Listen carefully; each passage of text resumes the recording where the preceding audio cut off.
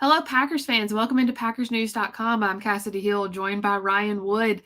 Guys, we have just wrapped up day one, or let me rephrase, the first open day of Packers off-season workouts. Went about like we expected, not too much physicality in practice, lots of happy to be here from the guys and no Aaron Rodgers. So about what we expected from the first day. Sound about right, Ryan? Yeah, it's not football yet. So, Aaron Rodgers did speak with Matt LaFleur last night. Matt LaFleur said that the quarterback was in good spirits. They talked a little bit about tweaks that they're making to the offense. And so he's involved, but he's not present. If you know anything about Aaron Rodgers' contract, there's a $50,000 workout bonus, which is like, I don't know, 2 cents in his new deal for 3 days. And coincidentally, mandatory minicamp is 3 days. So I don't know that you'll see Aaron Rodgers until it's mandatory. It's important to note this is voluntary. Right. And he was not the only Packers player not at OTAs. Sammy Watkins wasn't here. Jair Alexander wasn't here. Rasul Douglas, Preston Smith, Rashawn Gary. A handful of key veteran guys were not out there today. Right. And Aaron Rodgers had mentioned to Pat McAfee that he was going to possibly come to a practice in the month of May, which is, of course, why that speculation was kicked up. But Matt LaFleur said, like as Ryan said, he talked to him. He wasn't expecting him to be here today and asked if he would be here next week. He said, that's up to him. It's voluntary. So we will wait and see. Of course, what this week is really about and what much of this offseason about, Ryan, is Jordan Love. And what can he do in this offense? And what can he possibly become in this offense, either to become a really serviceable backup and future of this team once Aaron Rodgers is gone, or to become higher in trade value? I know it was day one, but what did you see out of Jordan Love today? Does he look like he's made progress since last season? You really couldn't tell today. There wasn't a lot of team drills today. It was a lot of Right, a lot of Indy. So, I mean, this wasn't really football, right? Right. Imagine that maybe mandatory minicamp, or as they get further along in the OTA sessions, that there will be more team drills. But it was not heavy on team drills today. A lot of position drills, a lot of just breaking things down fundamentally. And so, it would be facetious to say that I had a real Jordan Love evaluation today. They're on air. It's past Skelly, not even 11 on 11. But it's a big offseason for him. I mean, this is his offseason. Aaron Rodgers barely will be here until training camp opens. So this is the Jordan Love show, just like it was last offseason. And he's got a full, he's got an actual introduction into the NFL to build off of now. I mean, he's played, he's taken snaps, he's started games, and it's got to be better than it was last year, right? So this is going to be a very important, critical offseason for Jordan Love. If you have any questions for Ryan or I, go ahead and drop them in the comments. We're going to get to a few here in just a minute.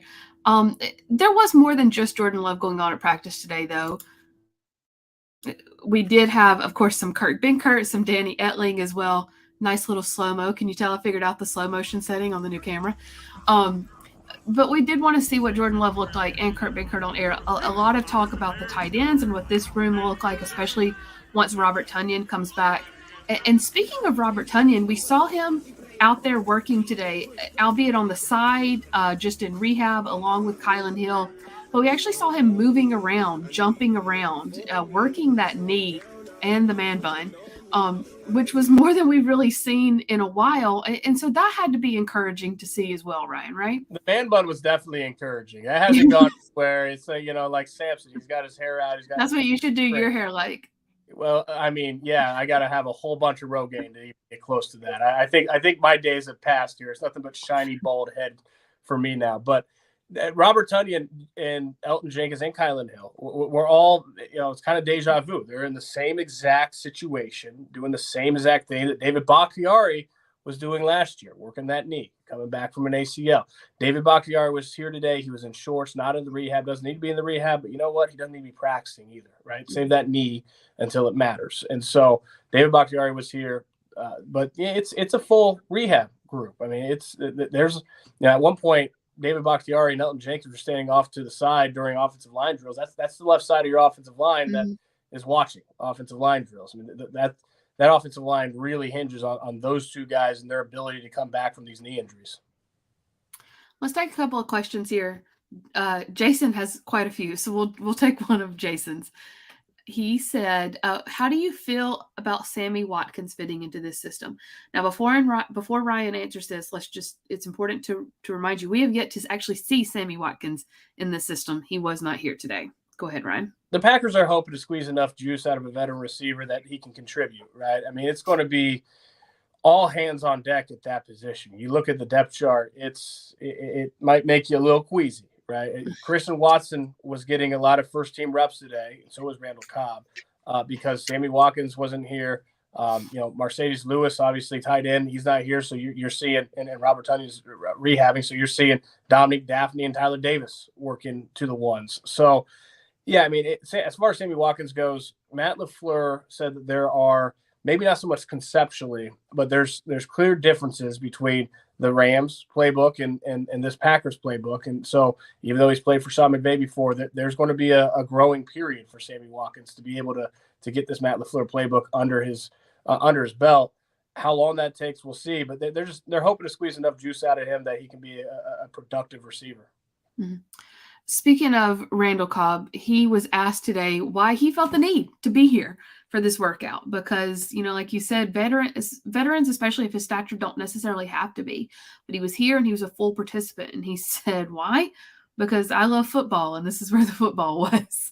Do you think there's also something to the fact that he knows that this is a unit that's looking towards the future, so to speak, and that it's up to him to help them get there?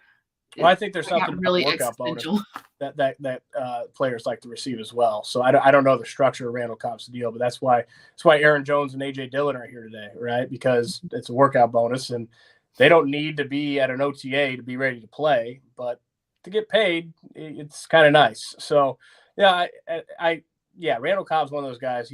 I'm sure he sees the closing window and knows that maybe savors these moments a little bit more. Really sweet moment on the sideline today, where his wife and children were here, and he was was able to kind of spend a moment with them during practice, and then he had to go back to practice. His kid said, "Where are you going?" And he said, "I gotta go back to practice. I gotta go back to work." Right? Like what dad hasn't been like? With my kids, what are you doing? I gotta work right now. Like I'll see you in a minute. So it was a very human moment, very very sweet moment today on the sidelines. I do think that when you get to this stage in your career that Randall Cobb is in, you savor those things more. The days like this, beautiful weather in Green Bay, absolutely picturesque, gorgeous, playing football, wearing a Packers G, it's something that you savor. Yeah, that he was cute with his kids today, and every time he would go through a drill and he would run right in front of them, you would hear the kids go, "Daddy!" like because they know to look for that 18. And he was showing him his helmet and everything, and it was an absolutely adorable moment. It really was. Donald asked about Kevin King. Ryan, I know you were taking attendance. I did not see Kevin King, but I could have missed him. Did you see him? No, Kevin King's not on the roster, so that's right. Been here. No, I did not see 20 today. Jair Alexander was not here today either. Is that anything of concern, or is that just you think he doesn't need to be? I would certainly hope that Jair Alexander is still loving life a little bit after a 4-year, $84 million extension. Coming off an injury last year, he's healthy now. They're voluntary OTAs. No reason to be here. Mm-hmm. And then Jason also asked, do you feel Alan Lazard has a lot to prove this season to get a new deal or extension? Alan Lazard was also not here today. And Ryan, I'm glad that Jason asked about this because I want you to address Alan Lazard. For all intents and purposes, with the way people talk, he's on this team. But technically, he has still not signed a new deal. Technically, it's a technicality. He will. The deadline's in June or something. I don't know when the RFA deadline is, but they've tendered him. It was, I think, a second round tender off the top of my head. Yes, it was. So he'll be here. He's another good example. Alan Lazard is at a point he doesn't need voluntary OTAs anymore, and without Aaron Rodgers being here, why would he? Christian Watson, he needs OTAs. Randall Cobb, he's here to savor the moment. Veterans without the quarterback at receiver, it's a lot, not a lot you can get out of this type of environment. Mm-hmm. Which you kind of just addressed Lennox's question about which ones really need these OTAs to get going, and Amari Rodgers is one of those. We're going to take one or two final questions here before we let Ryan go. Let me find a good one. Here we go. From Justin. Do you think the Packers see what they have in these first OTAs at wide receiver, then maybe add one in free agency right before camp? Essentially, do you think this wide receiver unit is done or not? Brian Gutekunst says it all the time. Roster building's a 365 a year process. It never ends. Think about Rasul Douglas early in the season. This point last year, Devondre Campbell wasn't even on the roster yet. He was a free agent. So if the possibility or the opportunity comes to add talent to that room, any position, Brian Gutekunst is going to do that. The draft and in March and the first wave of free agency, that gets the attention. But you can see from time to time, and it happened more than once last year, where you add impactful talent on the field, and it's not in that window. So yeah, it's 365, and if they at any point from now, and not even to training camp, from now on through the end of this season, on through January, maybe February, however long they go, if there's an opportunity to add talent to that room, they're going to do it. We're going to take a final question here from Rebecca. If we didn't get to your question today, if you have more, don't worry. Now that we are sort of in the swing of off-season workouts, you will see our faces again more. Final question here from Rebecca. Which position group do you think gets the most out of OTAs? OTAs start next week. This week and next week are essentially the same thing. They're just called different things. But what position group do you think gets the most out of OTAs? Ask Rebecca. Rookies. Any position. This is their first opportunity to rep with the vets and a full 89-man roster. They're one short of their 90, and a full roster, off-season roster setting.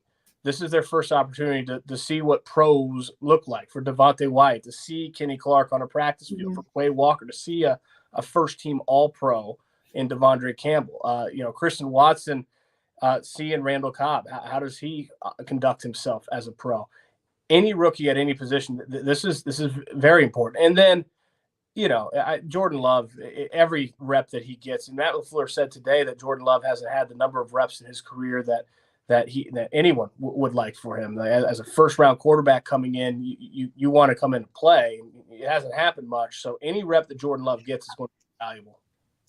Another point to make, someone that they did sign in free agency that could be an interesting – this is always the most underrated but interesting battle to watch in the offseason. They signed a second long snapper, which is not completely uncommon during camp, but given that position last year, that might be an under-the-radar little battle for us to watch this summer. Special teams are important. They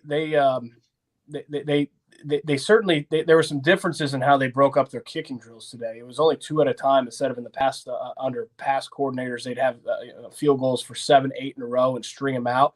Rich Bisaccia only had 2 on, and Mason Crosby didn't take any field goals today, which was interesting. But he only had 2 at a time.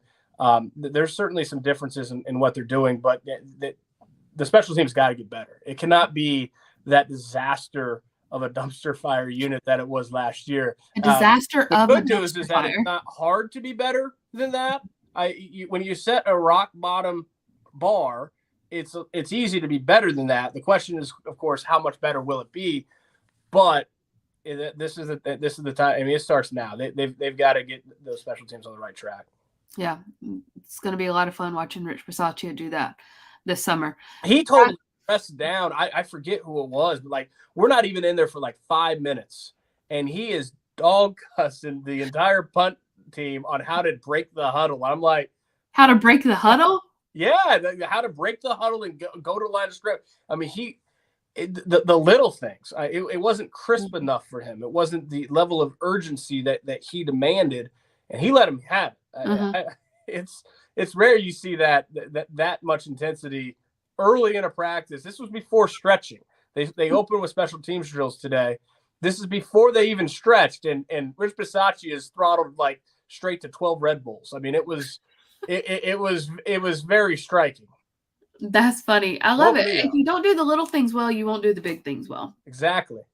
So it's a valuable lesson to learn, and we will have much more coverage for you from this week throughout the next few days on PackersNews.com. That was a mouthful.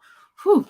So stay tuned to PackersNews.com for full coverage from the first week of off-season workouts and as we gear up for OTAs. If we do not see you before next week, have a safe Memorial Day weekend, everyone.